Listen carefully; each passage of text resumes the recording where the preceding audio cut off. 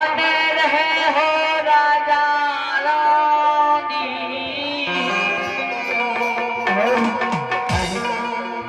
बात बदने गुरु महाराज आंसर में गांठ बंधलनी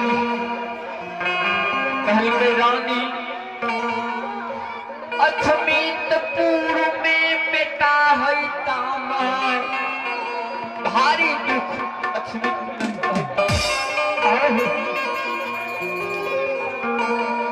महालिया तारी कोई तोरा सोखा सुंदरता यथमीत पूर्व में नहीं रहता।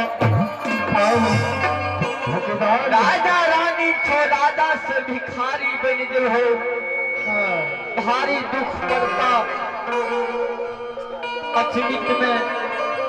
संकोच ने करिए राजा रानी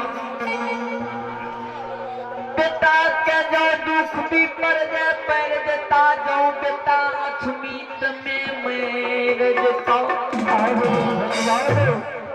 नहीं बेटा का आग में जलई हो नहीं बेटा का पैन में भसई हो नहीं बेटा का मट्टी में गाड़ी तार की करवाओ समाज बाबा मरल बेटा के तेल फूल लगा दर मांगवार दरे न पार काट के मंजोसा में उत्तर दक्षिण सुता दो जहिया गुरु बाबा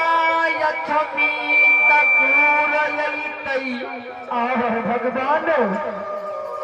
हे हो मारा